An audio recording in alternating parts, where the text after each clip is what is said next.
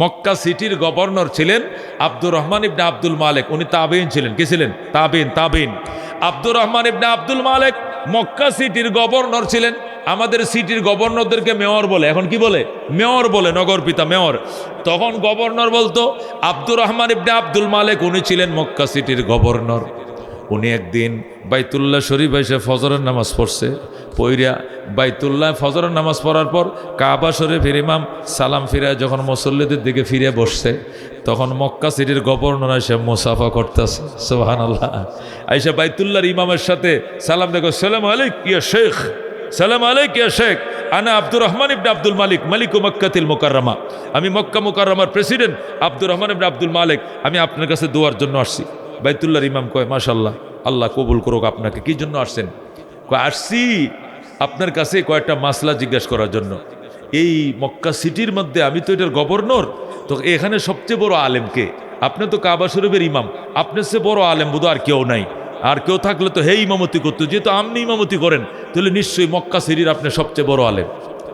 আল্লাহু আকবার। কাবার ইমাম ডাক দেখো না, আমার চেয়ে বড় আলেম মক্কা সিটিতে আছে। আপনার চেয়ে বড় আলেম আছে মক্কা সিটিতে। উনি কে? ওনার নাম আতা ইবনে আবি রবাহ। যখন আল্লাহু আকবার। হযরত আতা, উনি তাবেঈন ছিলেন, মুহাদ্দিস ছিলেন, ফকিহ ছিলেন, মুফাসসির ছিলেন, মুজতাহিদে মুতলক ছিলেন। যখন সুবহানাল্লাহ। খাড়ো একটা মানুষ, নাকটা বুসা, কালো একটা মানুষ, বেলালে হাফসির মতো কালার, ছোট মানুষ, বাচ্চা মানুষ, নাম তার আতা ইবনে আবি রবাহ। উনি তাবেঈন, উনি ছিলেন শ্রেষ্ঠ আলেম মক্কা সিটিতে। যখন সুবহানাল্লাহ। আব্দুর রহমান ইবনে আব্দুল মালিক, উনি মক্কা সিটির গভর্নর। উনি বলতেছেন তাহলে আমি ওনার কাছে যাব, ওনার কাছে যাই মাসলা জিজ্ঞাসা করব।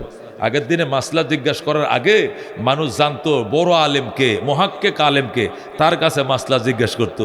আর এখন মাসলা জিজ্ঞাসা করে ডাক্তারের কাছে। পেঁয়াজের দোকানদার, রসুনের দোকানদার, জাকির নায়েক, অমুক নায়েক, হোমিওপ্যাথি ডাক্তার, এলিফেথি ডাক্তার, হেরা বলি ফতুয়া দেয়। জাকির নায়েকে ফতুয়া দিছে তারাবি 8 টাকা। হে কি মুলুবি? হে কি মুলুবি? হে ডাক্তার, তার তো ডাক্তারই জানবে বেটা। হে আবার 8 টাকাত কোন নাকে, হে 12 টাকাত কোন নাকে, 8 টাকাত বলো, 12 টাকাত বলবে, এটা উলামায়ে কেরাম বলবে। কথা ঠিকই না? ডাক্তারের কাছে ফতুয়া আনতে যায়। এই জাতির ধ্বংস তো আর দেরি নাই। কথা ঠিক কিনা? এ দোস্ত, আব্দুর রহমান ইবনে আব্দুল মালিক বাসায় গেছে, যায়া 2টা রাজপুত্ররে বলছে রাজকীয় পোশাক পরো। রাজকীয় পোশাক পরাইছে। গোলামরে বলছে ঘোড়াটা সাজা, গদিটা লাগা। সুন্দর গদি পরাইছে, গোগরা লাগাইছে, লাগাম লাগাইছে, চাবুক লইছে। লইয়া আব্দুর রহমান ইবনে আব্দুল মালিক ঘোড়ার উপরে উঠছে, 2 ছেলেকে উঠাইছে। উঠায় সোজা গেছে আতা ইবনে আবি রবার দরবারে। বাইতুল্লাহর ইমামকে জিজ্ঞাসা করে, আচ্ছা আতা ইবনে আবু রাবা হইলেন এই মক্কা সিটির সবচেয়ে বড় আলেম, ওনার বাসভবনটা কোথায়? ওনার কি বাসভবন আছে? ওই যে সফা পাহাড় আছে না, সফা মারোয়া, এই সফা পাহাড়ের কোনাটার মধ্যে দেখবেন তাবু দিয়ে রাখছে। তাবুর ভিতরে উনি বৈশাখ কিতাব মোতালা করতেছে, নয়তো জিকির করতেছে, নইলে নমাজ পড়তেছে। যাইয়া দেখবেন পর্দাটা খোলার আগে সালাম দিবেন, অনুমতি চাইবেন, অনুমতি দিলে ভিতরে ঢুকবেন, দেখবেন হয়তো নামাজ পড়ে, নয়তো জিকির করে, নইলে কিতাব মোতালা করে। ছোট একটা মানুষ, উনি এই পৃথিবীর শ্রেষ্ঠ আলেম। যেরকম সুবহানাল্লাহ। আব্দুর রহমান ইবনে আব্দুল মালিক তার 2 রাজপুত্রকে নিয়ে ঘোড়ায় সোয়ার হয়ে গেল। যাওয়ার পরে পর্দারা, আসসালামু আলাইকুম ইয়া শেখ, ইয়া আতা ইবনে আবি রাবা, নাতিকা নাসআলুকা মাসাইলা। আমি আপনার কাছে এসেছি কয়েকটা মাসলা জিজ্ঞাসা করার জন্য। আতা ইবনে আবি রাবা বলল, কিফ শুয়াইয়া, একটু দাঁড়ান। কিফ শুয়াইয়া, একটু দাঁড়ান। 10 মিনিট দাঁড়া করে রাখছে। উনি তসবিহ, তাহলিল, কোরআন তেলাওয়াত সব শেষ করার পরে বলছে উদখুল, ঢুকেন। প্রেসিডেন্টের ছেলেকে গেটের মধ্যে দাঁড় করে রাখছে কতক্ষণ? 10 মিনিট, ঢুকতে দেয় না। 10 মিনিট পরে বলছে ঢুকেন, অনুমতি দিলাম। আব্দুর রহমান আব্দুল মালিক উনি ঢুকলেন। পিছনে তার রাজপুত্র 2 ছেলে, তারাও ঢুকলো। বসেন, আজলিস, বসেন। বসার পরে বলেন কি সমস্যা? 4টে মাসলা জানতে এসছি। বলেন। মাসলা জিজ্ঞাসা করছে। আতা ইবনে আবি রাবা কোরআন হাদিসের আলোকে টাস করে জবাব দিয়ে দিছে। যেরকম সুবহানাল্লাহ। মাসালার জবাব যখন শেষ হয়ে গেল, এবার আব্দুর রহমান আব্দুল মালিক পকেট থেকে কয়েকটা দিনার, স্বর্ণ মুদ্রা, স্বর্ণের টাকা বাইর করছে। বাইর করে হুজুরের হাতে দিছে। দিয়া বলছে, হুজুর এটা হাত দিয়ে দিলাম, আপনি এগুলো নাস্তাফানি করেন আর আমার জন্য দোয়া করেন, আমি গেলাম। যেরকম আল্লাহু আকবার। এই বলে আব্দুর রহমান ইবনে আব্দুল মালেক গোড়া বের হইয়া এরপরে বাহিরে যায় গোড়ায় সওয়ার হয়ে ছেলে দুইটাকে নিয়ে রওনা করছে। যাচ্ছে কোথায়? তার নিজস্ব বাসভবনে। মেয়র সাহেব তার ভবনে চলে যাবেন। ছেলে দুইটাকে, বাবা দাঁড়াও, কি ব্যাপার? দাঁড়াও। দাঁড়াইছি। নামো। কুরাত্তে নামছি। এখানে বসো। নিজেকে এত অপমান করলা, নিজেকে এত ছোট করলা। কোথায় ছোট করলাম? তুমি তিনভাবে নিজেকে ছোট করেছ। এক নম্বর, তুমি মাসলা জিজ্ঞাসা করবা, এটার জন্য তুমি কি আমাদেরকে এনে হেন যাওয়ান লাগে?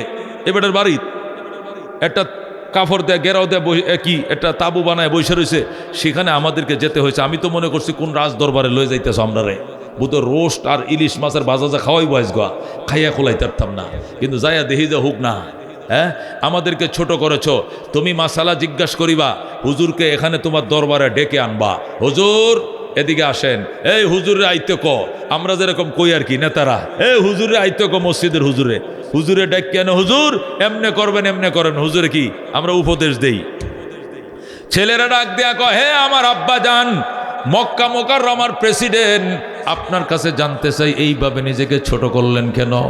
এক নম্বর, আপনি হুজুরকে ডেকে আনতে পারতেন না, এনে আপনি নিজেই সেখানে গেলেন, নিজেরে ছোট বানাইলেন, এরপরে যায় দাঁড়ায় রইলেন, অনুমতি চাইলেন, ছোট বানাইলেন। 3 নম্বরে, টাকা ওনাকে দিয়ে আসছেন হাদিয়া, উনি তো আমগরে কোনো সান্দা মান্দা কিছুই দিল না। দুনিয়ার রাজা বাদশারা হারাদিন সান্দা উঠাইতেছে, খালি সান্দা, বালুর ঘাট থেকে সান্দা, কয়লার ঘাট থেকে সান্দা, লাকড়ির ঘাট থেকে সান্দা, কথা ঠিক কিনা? খালি সান্দার সান্দা, সবাই উঠায় সান্দা, আর আপনি উল্টা সান্দা হুজুরে দিলেন। আল্লাহু আকবার। হুজুরে আপনি স্বর্ণ মুদ্রা দিলেন, হুজুর তো আপনার কিছু দেয় নাই, এইভাবে নিজেকে ছোট বানাইলেন।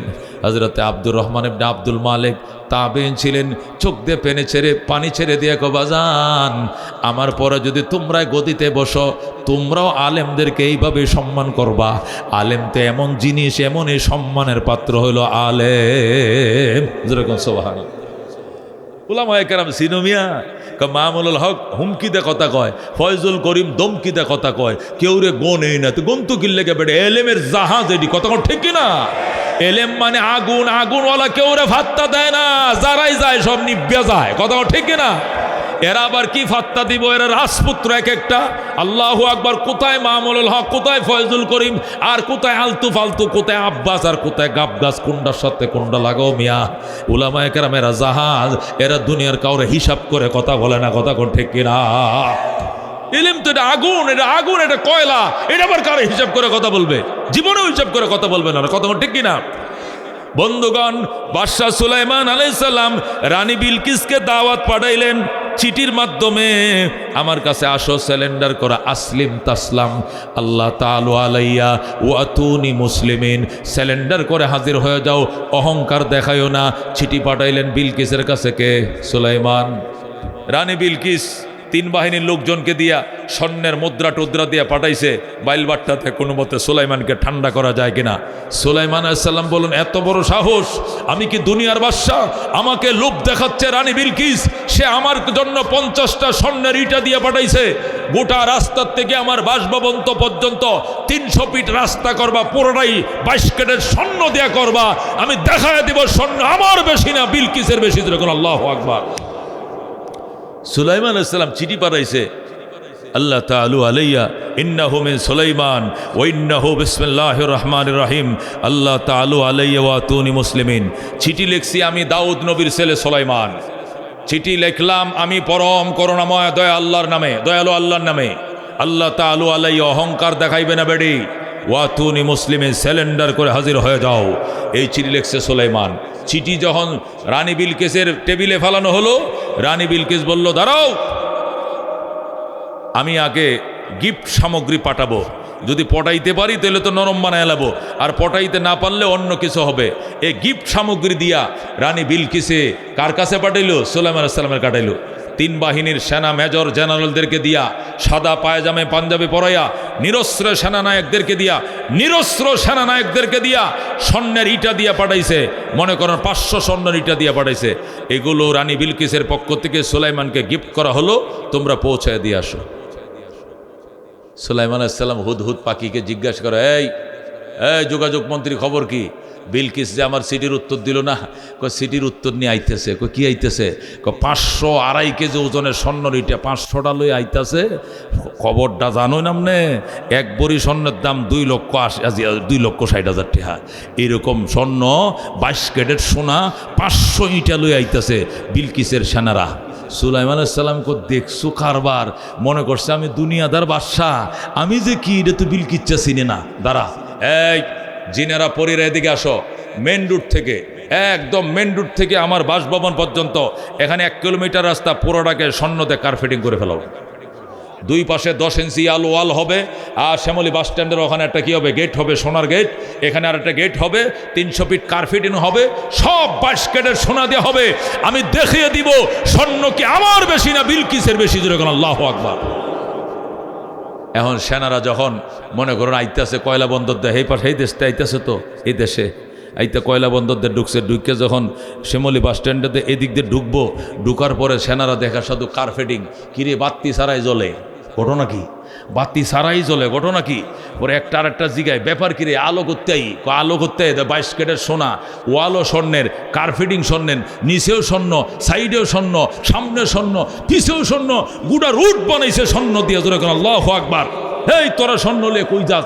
এ ভিক্ষা জীবনে সুলাইমান গ্রহণ করতো না। যে দিগাইছে বিল ফাতারে রওনা কর, হেদিক যা, বাইরে আড্ডি গুড্ডি ভেঙে লেবি বেটা, হইরের ভিক্ষা লয়ে যাইতেছে সুলাইমানের জন্য।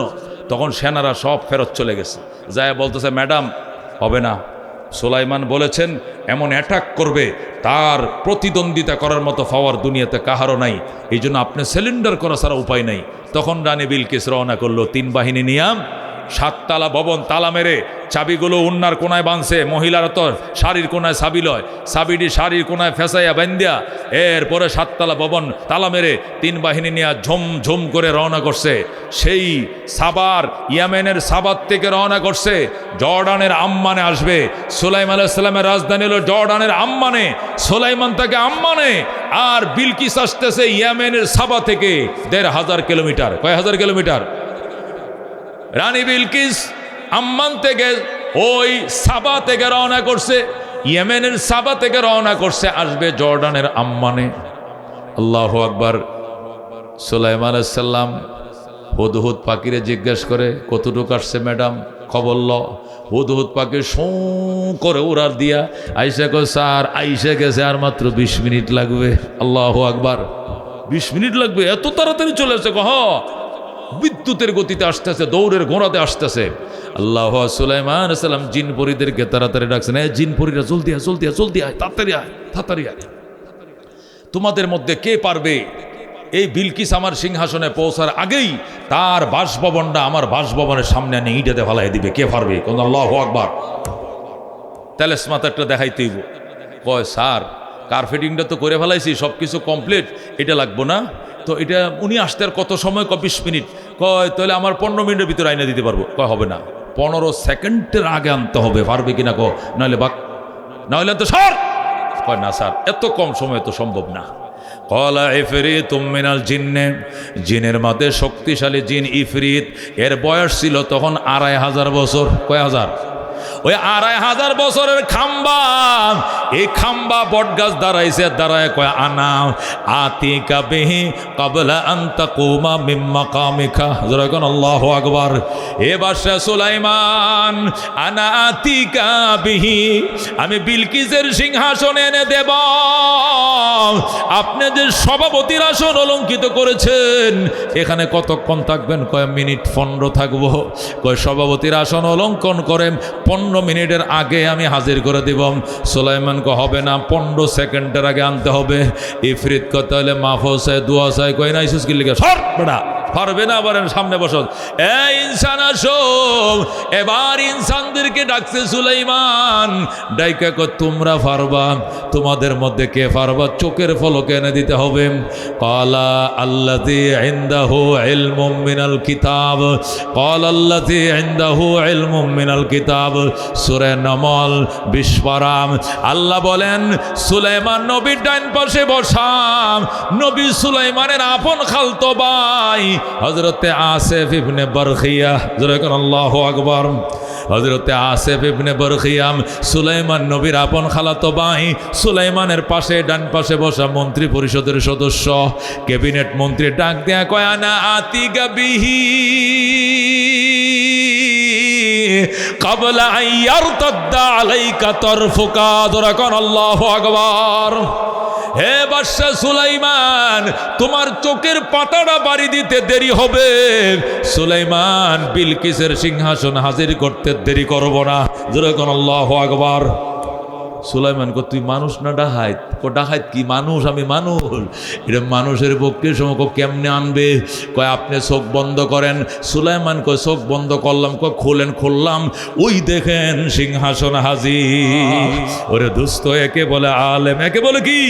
আল্লাহ তার যে এলেম দিছে, এই এলেমের মাতবরি তার কাছে দুনিয়াতেও থাকবে, মরণেও থাকবে, কবরেও থাকবে, মিজানেও থাকবে, ফুলসিরাতেও থাকবে, জান্নাতে যাওয়ার পরেও আলেমের সাথে এলেম থাকবে। সুবহানাল্লাহ কোন। কিন্তু দুনিয়ার জ্ঞান থাকবে না।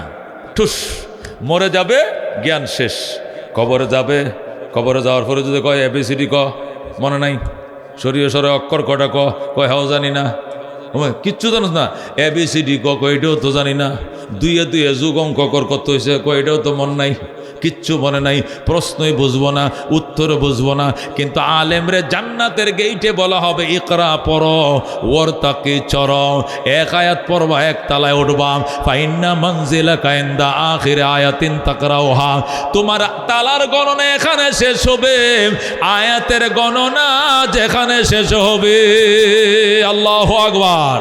টাস টাস করে বলা শুরু করবে, এক একটা আয়াত পড়বে, এক একটা তালায় চড়বে, তাকে বলা হয় আলেম। যেরকম সুবহানাল্লাহ। দুনিয়ার জ্ঞান শিখছো, তোমারে ফাহারা দিবে না, কিন্তু এলেম শিখো, তোমার ইমান আমল তোমারে ফাহারা দিবে। দুনিয়ার শিক্ষা শিখছো, তোমার এই জ্ঞানে তোমার ফাহারা দিবে না। চুরিও করবা, ডাকাতিও করবা। এই যে সুটটি ধরা পড়ছে, সবটি বাগছে, এক একটা 100 কোটি, 500 কোটি, 700 কোটি, 3000 কোটি, 4000 কোটি টাকা চুরি করছে। এই সুরের দল মূর্খর দল নাকি শিক্ষিতর দল? সবটি শিক্ষিত, কথা কোন ঠিক কিনা? একটা মূর্খ নাই। প্রত্যেকটা শিক্ষিত বাংলাদেশের ব্যাংকগুলোকে দেউলিয়া বানায় ফেলাইছে, কথা কোন ঠিক কিনা? ব্যাংকে গেলে টাকা আনতে ম্যানেজারগুলো চোখের ফানি মুছে আর কো হুজুর আর কয়টা দিন সবর করেন, 1 লাখ টাকা দেন, 5,000 টাকা লয়ে যাওয়া। কত? আমি লিখে গেছি 1 লাখ টাকা দেন, 5,000 টাকা লয়ে যান হুজুর, আর বাহিরে আমি আস্তে আস্তে আগামী মাসে আর 5,000 দেন। আমি তোর কাছে ভিক্ষা করতাম আইছি, এদিকে মাদ্রাসা চান্দার লেগে আইছি তোর কাছে। আমার টাকা আমি জমা রাখছি। হ্যাঁ, কয়েডি দরবেশরা সব খায়া লাইছি। খায়া আল্লাহর ওলিরা বিদেশ জ্ঞান মোরা কাবা করতেছে। মোরা খাবা। আল্লাহ যেন এদের কবরটা বাংলাদেশে না হয়, আল্লাহ যেন এদের কবরটা বাংলাদেশে না হয়। দূরে কোনো আমি বিদেশেই যেন হয়। এরা করছে নাকি মাটিটা শুদ্ধ বিচ্ছেদ হয়ে চলে গেছে, কথা ঠিক কিনা? কিচ্ছু রাখে না, সব বিক্রি করে থয়ে গেছে। সুরের আবার এত বড় গলা, সব বিক্রি করে চলে গেছে। যারা ব্যাংকে লেনদেন করেন তারা না বুঝবেন, মাদ্রাসার টাকা জমা রাখছি, এতিম বাচ্চাদের টাকা উড়াইতে পারি না, দেয় না। লেখি 1 লাখ টাকা দেয়, দেয় কি 1000 টাকা, 5,000 টাকা দেয়। কান্দে কান্দে আমরার বেতন নাই। 8 মাস ধরে, 12 মাস ধরে, 9 মাস ধরে আমরা বেতন নাই, বিনা বেতনে ব্যাংকে ডিউটি করতেছে, চাকরি করতেছে। অদুস্থ বলতেছিলাম, উলামায়ে কেরাম এত বড় শিক্ষিত কবরে যাবে, প্রশ্ন করবে, টাস টাস উত্তর দিবে, আর ওডিরে প্রশ্ন করবে, বলবে লাদ্রি আমি বুঝি না, লাদ্রি আমি প্রশ্ন বুঝি না, উত্তরও বুঝি না। জোরে কোন নাউজুবিল্লাহ। এই জন্য দুস্থ আলেম বানাও, আলেম হও, তালিবুল ইলম হও, ছাত্র হও, মহব্বতকারী হও, এর বাহিরে যায়ও না। নবীজি সাহাবায়ে কেরামকে নিয়ে মক্কায় বসছে। সাহাবায়ে কেরাম, আমি আলেম বানাবো। আমি কি বানাবো? আমি আলেম তৈরি করব, সাহাবীদেরকে আলেম বানাবো, আমার একটু জায়গা দে। হযরতে যায়েদ ইবনে আরকাম দাঁড়াইছে, দাঁড়ায় কো হুজুর, গত সপ্তাহে আমার আব্বা ইন্তেকাল করছে। আমার আব্বার নাম আরকাম ইবনে আবিল। আমার আব্বা আরকাম ইবনে আবিল গত সপ্তাহে ইন্তেকাল করছে। বাবার থেকে একটা ঘর পাইছি, একটু জায়গা পাইছি, এটার নাম হলো দারে আরকাম। এটা আমি ওয়ারিস সূত্রে পাইছি, বাবার একমাত্র সন্তান। আমি এই ঘর আইজও ঢুকিও নাই, এই ঘরটা শুদ্ধা জায়গাটা মাদ্রাসার জন্য দিয়া দিলাম। যেরকম সুবহানাল্লাহ। এই দারে আরকাম, এটা সফা পাহাড়ের পাশে। আল্লাহ নবী সেখানে মাদ্রাসা বানাইলেন, কওমি মাদ্রাসা। কি মাদ্রাসা? কওমি মাদ্রাসা বানাইলেন দারে আরকামে। জায়গা দিছে কেডে? হজরতে জায়েদ ইবনে আরকাম। জায়গা পাইছে কার থেকে? তার বাবা আরকাম ইবনে আবিল থেকে। আরকাম ইবনে আবিল ইন্তেকাল করছে, তার ছেলে জায়েদ ইবনে আরকাম জায়গা পাইছে। জায়েদ ইবনে আরকামের কাছে নবী জায়গাটা চাইছে, সাথে সাথে জায়গাটা মাদ্রাসার নামে লিখে দিছে। যেরকম সুবহানাল্লাহ। এই পৃথিবীর সর্বপ্রথম কওমি মাদ্রাসা দারে আরকাম কোথায়? মক্কা নগরে। কোথায়? ছাত্ররা মনে রাখবা, সর্বপ্রথম কওমি মাদ্রাসা কোথায়? মক্কায়। নাম কি? দারে আরকাম। সেখানে নবী 13 বছর পর্যন্ত পড়াইছেন। কয় বছর? 13 বছর পড়াইছেন। শিক্ষক ছিলেন রহমতুল্লিল আলামিন, ছাত্র ছিলেন সাহাবায়ে কেরাম, আর মাদ্রাসা ছিল দারুল আরকাম। আর সিলেবাস ছিল কোরআন এবং সুন্নাহ। সিলেবাস কি ছিল? কোরআন এবং সুন্নাহ। 13 বছর সেখানে পড়াইছেন। এরপরে নবী হিজরত করে মদিনায় চলে আসছেন। আইসা মসজিদে নববী বানাইছেন। মসজিদে নববীর ভিতরে দারুস সুফা নামক মাদ্রাসা বানাইছেন। এটা ছিল নবীজির জীবনের 2 নম্বর মাদ্রাসা, কওমি মাদ্রাসা। আল্লাহর হাবিব মাদ্রাসা তো সুফা, এ দারুস সুফায় মদিনায় 10 বছর পড়াইছেন।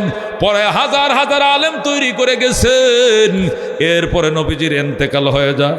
নবীজির ইন্তেকালের পরে 3 নম্বর কওমি মাদ্রাসা বানাইছে হযরত আবু দারদা রাদিয়াল্লাহু তাআলা আনহু, সিরিয়ার রাজধানী দামেস্কে। মনে রাখবেন, সিরিয়ার রাজধানী কোথায়?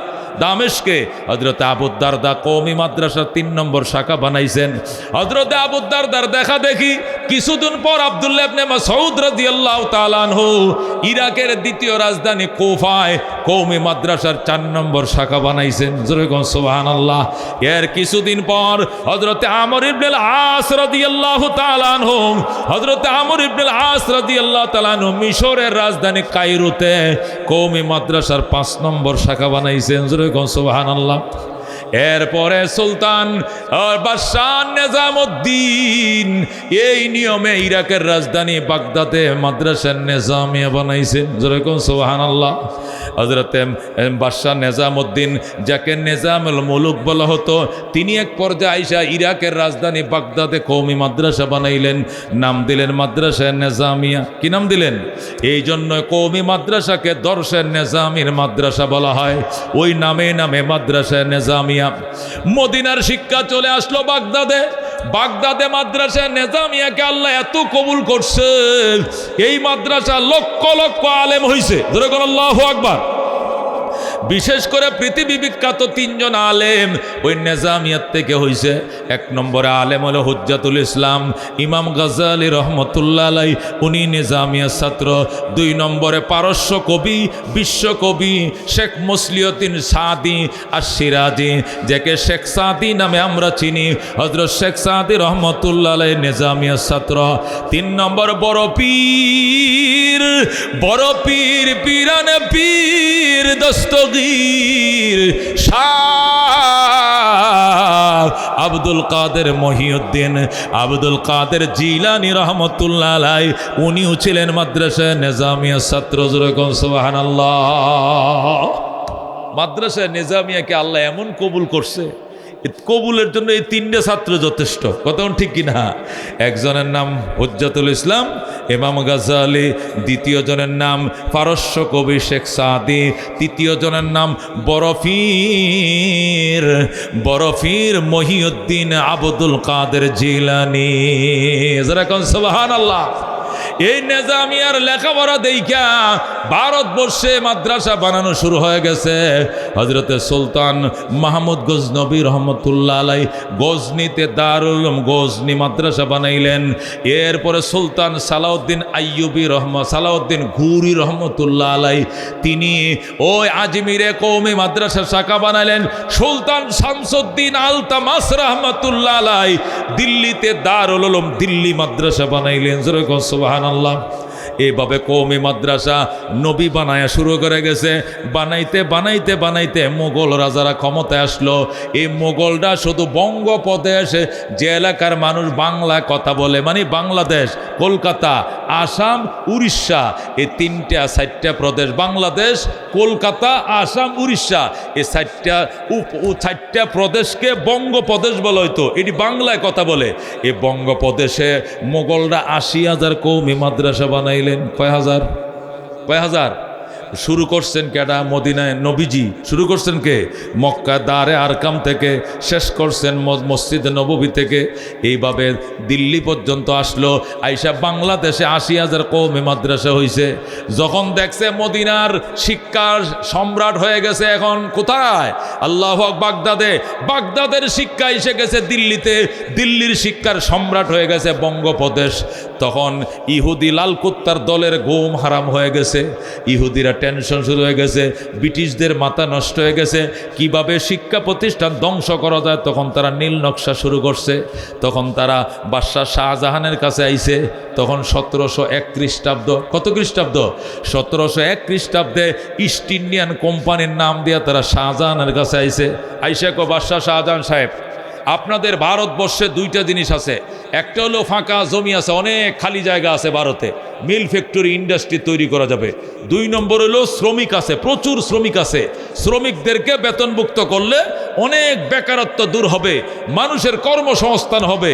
এই কর্মসংস্থানের জন্য আর বেকারত্ব দূর করার জন্য আমরা এ দেশে ইস্ট ইন্ডিয়ান কোম্পানি নিয়ে আইছি। আপনি লাইসেন্স দেন, আমরা ব্যবসা করব, এই দেশকে উন্নত করব। শাহজাহান কো, মারহাবা মারহাবা, এটা তো ভালো প্রস্তাব, করেন করেন, মিল ফ্যাক্টরি বানান। বাদশাহ শাহজাহান পারমিশন দিয়ে দিছে। ইস্ট ইন্ডিয়ান কোম্পানি, এরা আসছে ব্রিটিশ থেকে, নাম দিছে ইস্ট ইন্ডিয়ান কোম্পানি। তারা এই দেশে মাধ্যমে কী করবে? আল্লাহু আকবার, ব্যবসা প্রতিষ্ঠান খুলবে, মিল কারখানা ইন্ডাস্ট্রি তৈরি করবে। উলামায়ে কেরাম মিছিল শুরু করছে বিরুদ্ধে। ওলামায়ে কেরাম বলছে ইস্ট ইন্ডিয়ান কোম্পানির লাইসেন্স দিতে পারবা না, মানি না, মানবো না। পুরো থুকুর আন্দোলন শুরু হয়ে গেছে ইস্ট ইন্ডিয়ান কোম্পানির বিরুদ্ধে। যে সমস্ত ওলামায়ে কেরাম মিছিল করছে, বাদশাহ শাহজাহান সমস্ত আলেমদেরকে বন্দি করে জেলখানায় পাঠাইছে। মৌলবীর দল দেশের উন্নতি দেখতে পারে না, মৌলবীর দল দেশের উন্নতি দেখতে পারে না, অগ্রগতি দেখতে পারে না। ইস্ট ইন্ডিয়ান কোম্পানি এরা ব্রিটিশ থেকে আসছে, আমার দেশে মিল কারখানা ইন্ডাস্ট্রি তৈরি করবে, আর মৌলবীরা উন্নতি দেখতে পারে। সব মৌলবীদেরকে বন্দি কর। তখন আওয়ামী লীগের মতো সব মৌলবীদেরকে অ্যারেস্ট করছে। যেরকম নওয়াজুবিল্লাহ, সমস্ত উলামায়ে কেরামকে জেলে পাঠাইছে। জেলে পাঠাইয়া এবার ইস্ট ইন্ডিয়ান কোম্পানিকে পারমিশন দিছে। ইস্ট ইন্ডিয়ান কোম্পানি তারা মিল ফ্যাক্টরি কারখানা ভারতবর্ষে বানানো শুরু করেছে। দিল্লিতে তারা যখন প্রোগ্রাম শুরু করলো ইস্ট ইন্ডিয়ান কোম্পানি, তখন আল্লাহু আকবার কিছুদিন তারা ব্যবসায় মনোযোগ দিল, দেয়া অরিজিনাল চেহারা দেখাইতে শুরু করলো। কিছুদিন পরে বলতেছে, মাননীয় প্রেসিডেন্ট শাহজাহান সাহেব, আমরা যে বড় বড় মিল কারখানা তৈরি করেছি, কোটি কোটি টাকা বিনিয়োগ করেছি, আমাদের এই মিল কারখানার নিরাপত্তা নেই, সুতরাং সোলজার লাগবে, সেনা লাগবে পাহারার জন্য। আমি সেনা যা লাগে আমি দেবো, আমার তো আছে। বলে, আপনার সেনাবাহিনী আমরা বিশ্বাস করি না, আপনারা মুসলমান, আমাদের এই মিল কারখানা আপনারা দখল করে নিয়ে যাবেন, আমরা আমাদের দেশ থেকে সেনা আনবো, আমাদের সেনা দেয়া আমরা আমাদের ফ্যাক্টরি পাহারা দেব। তখন কি করবে? শাহজাহান অনুমতি দিছে। তারা রাত্রে জাহাজ ভরে ভরে, বড় বড় স্টিমার ভরে ভরে ব্রিটিশ থেকে সেনা নামাইছে ইন্ডিয়াতে, আইনা ঢুকাইছে ইন্ডিয়া। সেনা ঢুকাইয়া কিছুদিন পরে এবার রাজার বিরুদ্ধে শুরু হলো বিদ্রোহ। রাজার সেনারা পরাজিত হলো, টিপু সুলতান পরাজিত হলো, আমাদের সুলতানরা পরাজিত হলো, ওরা জেলখানায় বন্দী হলো, আত্মসমর্পণ করলো, আর তারা ক্ষমতার মসনদ দখল করে বসলো। আসছিল তারা কি কয়ে? ব্যবসার নাম দিয়া বইছে ক্ষমতায়। ক্ষমতা বসার পরে এবার শুরু হয়েছে এক এক জেনারেল হিন্দুদেরকে নিয়ে নিয়ে এক এক এলাকায় ঢুকে। হিন্দুরা নিয়ে আসে, আসছে হালুয়াঘাটে, কথার কথা আইসা জিজ্ঞাসা করতেছে, জেনারেল জিজ্ঞাসা করতেছে, আচ্ছা আপনাদের এলাকায় মসজিদ কটা? মসজিদ 3টা। মন্দির কটা? মন্দির তো নাই। মন্দির কোথায়? মন্দির একটু ওইদিকে দূরে। হিন্দু নাই এলাকায়? আছে, অল্প স্বল্প হিন্দু আছে। আচ্ছা শোনেন, মসজিদ থাকবে 3টা, মন্দির থাকবে না একটা, একটাও থাকবে না, এটা হয় না। একটা মসজিদ ভেঙ্গে মন্দির বানান, 2টা মসজিদ থাকবে, একটা মন্দির হবে। মুসলমান বলল, মন্দির বানাইলে আমাদের কোনো বাধা নাই, কিন্তু মসজিদ ভেঙ্গে বানাইবেন কেন? মসজিদ 3টাই থাক, আপনারা মন্দির দরকার হলে আরো 3টা বানান। কয় না, এটা বৈষম্য হবে, এটা হবে না। মসজিদ থাকবে 2টা, মন্দির থাকবে একটা। মুসলমান না পেরে কি করবে? পারে না তো, না পেরে মাইনা নিছে। এর 5 বছর এইভাবে গেছে। 5 বছর পরে আবার এক জেনারেল নিয়ে আসে হিন্দুরা, আইসা বলতেছে, আচ্ছা মুসলমান হিন্দু সবাই একসাথে বসেন, আমরা তো বৈষম্য চাই না, তাই না? আমরা ব্রিটিশ তো এদেশের না, আমরা বিদেশ থেকে এসেছি, এখানে বৈষম্য দেখতে চাই না। মসজিদ 2টা কেন? মন্দির একটা কেন? মসজিদও থাকবে একটা, মন্দিরও থাকবে একটা, আরেকটা মসজিদ ভেঙ্গে ফেলেন। যেরকম নওয়াজুবিল্লাহ। এই যে 2 মসজিদ চলে গেল, আবার 5 বছর পরে আসছে, আইসা বলতেছে এখন তো হিন্দু সংখ্যাগরিষ্ঠ, মুসলিম তো কম, সুতরাং এখানে মসজিদের কোনো প্রয়োজনই নাই, একটা মন্দির থাকবে আর 3 এলাকা মিলে একটা মসজিদ হবে। জোরে কর নাউজুবিল্লাহ। এইভাবে করতে করতে মসজিদগুলো এবং মাদ্রাসাগুলো গুড়িয়ে দিল। প্রত্যেকটা মসজিদ মাদ্রাসার নামে অকফিয়া সম্পত্তি ছিল 200 বিঘা 300 বিঘা, সমস্ত অকফগুলো বাজেয়াপ্ত করলো ব্রিটিশরা। বাজেয়াপ্ত করো মসজিদ মাদ্রাসা সব ধ্বংস করে দিল, দিয়া শুধু মন্দিরের পর মন্দির বানাইলো। হিন্দুদেরকে রাজ্যের ক্ষমতায় তাদেরকে বিভিন্ন পদে দিয়া দিল, তাদের দ্বারা ট্যাক্স উঠানো শুরু করলো, হ্যাঁ সব কিছু শুরু করলো। হিন্দুদেরকে উপরাজা তারা দায়িত্ব দিল, মুসলমানদেরকে গোলাম বানালো। এইভাবে যাইতে যাইতে তারা 1701-এ ঢুকছে। 1787 খ্রিস্টাব্দে যায়া মুসলমান আন্দোলনের দানা বাঁধা শুরু হয়েছে। 86 বছর পর্যন্ত মুসলমান অপেক্ষা করছে, দেখছে 1 লক্ষ মসজিদ মাদ্রাসা ভেঙ্গে গুড়িয়ে দিয়েছে। এরপরে মরণ তো এমনিও আছে অমনিও আছে। মুসলমান জেহাদ ঘোষণা করলো আর বলল, বাঁচাও মুসলিম, বাঁচাও বাংলাদেশ, বাঁচাও পাকিস্তান, বাঁচাও হিন্দুস্তান। তখন তো আর আলাদা ছিল না রাষ্ট্রগুলো। বাঁচাও কলকাতা, বাঁচাও আরকান, বাঁচাও উড়িষ্যা, বাঁচাও আসাম। এইভাবে আন্দোলন শুরু হইল, ব্রিটিশ খেদাও আন্দোলন। আন্দোলন শুরু হয়েছে, দানা বাঁধা শুরু হয়েছে। তখন ব্রিটিশরা বলে, আপনারা থামেন, আমরা 80,000 মাদ্রাসা বাংলা কি হবে, আমরা এর পরিবর্তে মাদ্রাসা বানায় দিচ্ছি। তখন ওলামায়ে কেরাম আন্দোলন থামাইলো। তখন তারা 80,000 মাদ্রাসার পরিবর্তে একটা মাদ্রাসা বানায় দিল, নাম দিল কলকাতা আলিয়া। কি নাম দিল? কলকাতা আলিয়া মাদ্রাসা। জমি কিনা দিছে খ্রিস্টানেরা, বিল্ডিংও বানায় দিছে খ্রিস্টানরা, প্রেসিডেন্টও খ্রিস্টান, মাদ্রাসার প্রিন্সিপালও খ্রিস্টান। ভারতবর্ষে ব্রিটিশের প্রথম কে ছিল গভর্নর, নাম কি? Lord Warren Hastings. এই লর্ড ওয়ারেন হিস্টিংস ছিল কি ছিল? প্রিন্সিপাল ছিল কলকাতা আলিয়ার। এরপরে আরো 24 জন খ্রিস্টান ছিল কলকাতা আলিয়ার। যে মাদ্রাসা জায়গা কিনে দিছে খ্রিস্টান, বিল্ডিং বানিয়ে দিছে খ্রিস্টান, বেতন দেয় খ্রিস্টান, ছুটি দেয় খ্রিস্টান, আইন আদালত চলে খ্রিস্টানের। এই মাদ্রাসা কি মুসলমানের মাদ্রাসা না ইসলামের গোড়া কাটার মাদ্রাসা? কোন? ইসলামের গোড়া কাটার মাদ্রাসা। তারা আমাদেরকে মাদ্রাসা বানায় দিয়া বলল, 80,000 মাদ্রাসা ভাঙছি, এই জন্য বড় একটা মাদ্রাসা দিছি। ওইগুলো তো অক্পিয়া জমি দিয়া চলতো, এটার অক্পিয়া সম্পত্তি লাগবে না, এটা সরকারি টাকায় চালানো হবে। আমরা কোনোদিন যদি চলেও যাই, যখন রাজা থাকবে, এই রাজাদের ওই সরকারের দ্বারাই মাদ্রাসাগুলো চলবে। একটা মাদ্রাসা। ওলামায়ে কেরাম বলল যে না, ইহুদিদের মাদ্রাসা, নাসারাদের মাদ্রাসা আমরা মানি না, এর দ্বারা ইসলামের খেদমত হবে না। তখন তারা বলল, দেখেন কিছুদিন আপনাদের ইসলামে বই পুস্তক হইতে পড়াবো, কোরআন হাদিস হইতে পড়াবো, তাহলে মানুষ হবে না কেন? তখন মুসলমানরা বলল, যে মাদ্রাসার প্রতিষ্ঠাতা খ্রিস্টান, যে মাদ্রাসার প্রিন্সিপাল খ্রিস্টান, যে মাদ্রাসার ভূমিদাতা খ্রিস্টান, অর্থদাতা খ্রিস্টান, বেতনদাতা খ্রিস্টান, লেখাপড়া হইলেও ময়নার বুলি হবে। আসলে মদিনার ইসলাম দিলের ভিতরে ঢুকবে না, ঢুকবে না, ঢুকবে না। কথা ঠিক কিনা? ওলামায়ে কেরাম যখন প্রতিবাদে ঝড় পড়ে গেল, তখন তারা বলল, আমাদেরকে কিছুদিন সময় দেন, আপনারা দেখেন কেমন রেজাল্ট বের হয়। যদি ভালো সন্তান বের না হয়, তখন আপনারা আবার ওই কওমি মাদ্রাসা নবীর আদলে আবার বানায় লইয়েন, কিছুদিন দেখেন। তখন ওলামায়ে কেরাম আন্দোলন থামাইলো। থামাইয়া 1887-তে তারা কলকাতা আলিয়া বানাইছে। 1787-তে 1866 পর্যন্ত অপেক্ষা করলো। 1787-তে বানাইছে, 1866 পর্যন্ত 79 বছর পর্যন্ত অপেক্ষা করলো মুসলমান। অপেক্ষা করার পরে দেখা গেল কলকাতা আলিয়ার থেকে যারা বের হয়, অর্ধেকটি নামাজ পড়ে, অর্ধেকটি নামাজ পড়ে না, অর্ধেকটি দাড়ি কাটে, অর্ধেকটি দাড়ি রাখে, অর্ধেকটি পাঞ্জাবি পরে, অর্ধেকটি প্যান্ট শার্ট পরে, অর্ধেকটি খাড়ায় মতে, অর্ধেকটি বয়ে মতে। কতক্ষণ ঠিক কিনা? এখনো আলিয়ার অবস্থা এমন কিনা? এই কতক্ষণ কি এখনো এমন কিনা? আলিয়ার সবটি পাঞ্জাবি পরে না, অনেক প্যান্ট শার্ট পরে। কতক্ষণ ঠিক কিনা? অনেকটি দাড়ি রাখে না, হালকা পাতলা একটু রাখলে নাই। কতক্ষণ ঠিক কিনা? অনেকটি আবার রাখেও, অর্ধেক নামাজ পড়ে, অর্ধেকে পড়ে না, অর্ধেক দাড়ি রাখে, অর্ধেকে রাখে না, অর্ধেকটি খাড়ায় মতে, অর্ধেকটি বয়ে মতে। কতক্ষণ ঠিক কিনা? তখন ওলামায়ে কেরাম আবার আন্দোলন চাঙ্গা করলো, মানি না, মানবো না, কলকাতা আলিয়া মাদ্রাসা আমরা মানি না, বেঈমানদের মাদ্রাসা আমরা মানি না। তখন 1866 খ্রিস্টাব্দে প্রথম পর্যায়ে যায় ওরা প্রথম পারমিশন দিল, তাহলে আপনারা কোন মাদ্রাসা চান?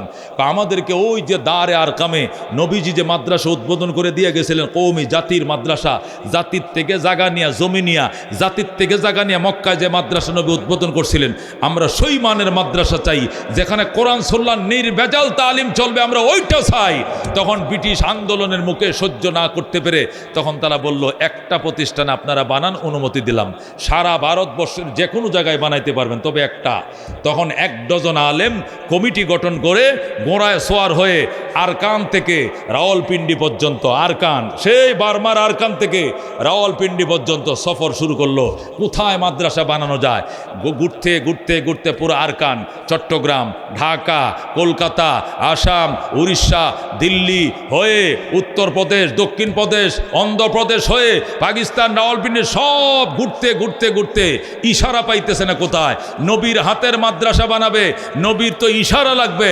ঘুরতে ঘুরতে ঘুরতে ইউপিতে আসছে, উত্তরপ্রদেশে, ইন্ডিয়ার উত্তরপ্রদেশে ইউপিতে এসে সাহারানপুর জেলার দেওবন নামের গ্রামের পাশ দিয়া সন্ধ্যার সময় একটা জায়গা দিয়ে ঘোড়ায় করে সাব্বির আহমদ ওসমানী রহমতুল্লাহ আলাই, কাসেম নানতুবি রহমতুল্লাহ আলাই, উলামায়ে কেরামের বড় টিম যখন ওই দিক দিয়ে যাচ্ছিল, একটা মাটিতে মসজিদ আছিল, মাটির এক মসজিদ, ডালেম গাছ আছে সামনে, ডালেম বাগান, পিছনে মাটির একটা মসজিদ, দেওবন হলো এই গ্রামের নাম। ওই দিক দিয়ে যখন তারা যাইতেছে, হঠাৎ করে কাসেম নানতুবি, এই গোড়া থামা, এখানে আমার নাকের মাঝে মদিনার এলেমের গন্ধ আইতেছে, জোরে কর সুবহানাল্লাহ। তখন বলল, গোড়া থামা, এখানে মদিনার এলেমের গ্রান আসতেছে। তখন তারা ঘোড়া থামাইলো, গোড়া ডালেম গাছের গোড়ায় বানলো, বেদে রাত্রে মাট্টে মসজিদে ঘুমাইছে। এই 7 জন বুজুর্গ ঘুমাইছে কেমনে? ইস্তেখারার দোয়া পরে ঘুমাইছে, রোজা রাখার নিয়তে ঘুমাইছে, নফল রোজা রাখবে, তাহাজ্জুদ পরে ঘুমাইছে, এবং আল্লাহু আকবার দুরুদ পরে ঘুমাইছে, আল্লাহর কাছে দোয়া করে ঘুমাইছে, আল্লাহ ঘুরতে ঘুরতে আমরা জায়গা পাচ্ছি না, কোথায় বানাবো? আপনার হাবিব রেতে ইশারা দেন, কোথায় মাদ্রাসা বানাবো? আপনার নবীর হাতের মাদ্রাসা যেটা ব্রিটিশ ভেঙ্গে দিয়েছে, পুনরায় ওই মাদ্রাসা আমরা চালু করতে চাই, আবার ইশারা দেন। রাত্রে স্বপ্ন দেখে আল্লাহর হাবিব সাল্লাল্লাহু আলাইহি ওয়াসাল্লাম হাজির হয়ে গেছেন, যেরকম আল্লাহু আকবার, রাহমাতুল্লিল আলামিন। ঘুমের মধ্যে স্বপ্ন যুগে আল্লাহর হাবিব সাল্লাল্লাহু আলাইহি ওয়াসাল্লাম হাজির। কাসেম নানতুবিকে ডাক দেয়, ওই কাসেম নানতুবি এদিকে আয়। আল্লাহর হাবিব সাল্লাল্লাহু আলাইহি ওয়াসাল্লাম কাসেম নানতুবিকে বাম হাতে ধরছে, ধরে কয়, আয় আয় কাসেম নানতুবি আমার কাছে আয়, তুই মাদ্রাসা বানাবে। কাসেম নানতুবি বাম হাতে ধইরাম, ডান হাতে লাঠি দিয়া নবী দাগ দিছে, লাঠি দিয়া দাগ দিছে, আর বলছে সকালবেলা ঘুম থেকে ওঠার পর নবীর লাঠির দাগ যে এলাকায় পাইবা, পুরা এলাকাটাকে মাদ্রাসার বাউন্ডারি ঘোষণা করবা। যেরকম সুবহানাল্লাহ। তারা ঘুম ভেঙে গেল, তাহাজ্জুদ টাইমে উঠছে, ওইটা কাসেম নানতুবি কো, আমি তো এই স্বপ্ন দেখছি। আল্লাহ সাব্বির আহমদ উসমানী কো, আমি তো একই স্বপ্ন দেখছি। আরেকজন সাথে উনি কো, আমি একই স্বপ্ন দেখছি। প্রত্যেকটা আল্লাহর ওলি একই স্বপ্ন দেখছে।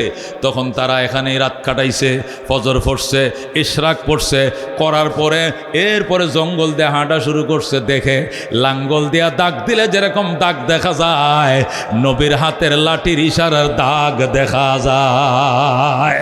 যেরকম আল্লাহু আকবার। মনে বড় আশা ছিল যাব মদিনায়, কাফেলাতে কে যাও তুমি, কে যাও বে তরি অবাই, সঙ্গে নিয়ে যাইও মোরে খানে কৃপা করি, সঙ্গে যদি নালাও মোরে গিয়ে মদিনা, এই গরিবের সালাম দিও মদিনার বাদশাহ। আল্লাহু আকবার।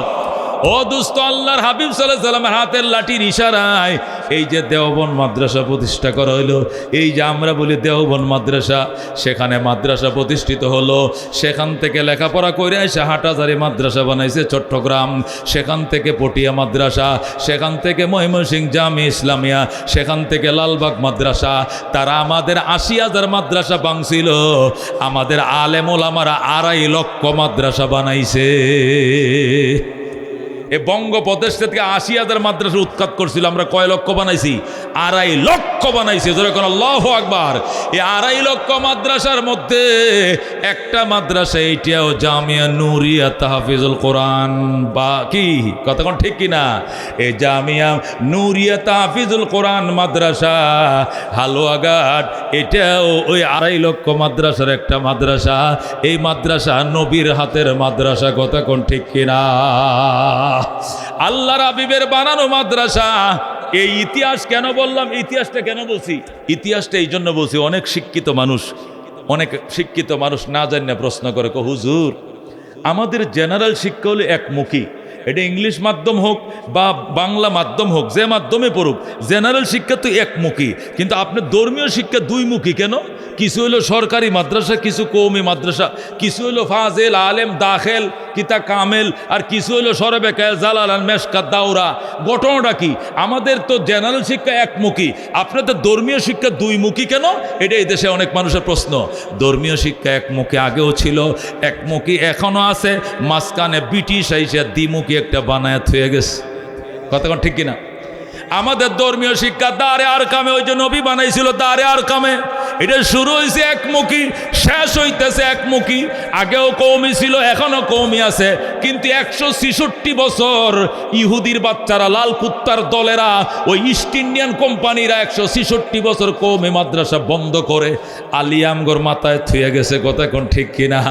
এই জন্য দুইমুখী হইছে, নতুবা শিক্ষা এক আগেও ছিল, এখন এক। কথা কোন ঠিক কিনা?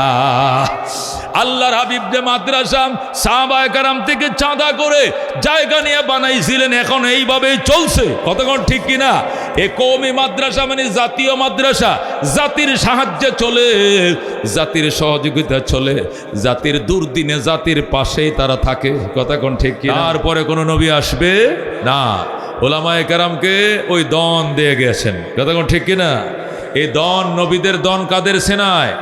আল উলামা ওয়ারাসাতুল আম্বিয়া, উলামায়ে কেরাম নবীদের ওয়ারিস। শুধু ওয়ারাসাতুন নবী, আমগো নবীর ওয়ারিস নয়, ওয়ারাসাতুল আম্বিয়া, সমস্ত নবীদের ওয়ারিস। কথা কোন ঠিক কিনা?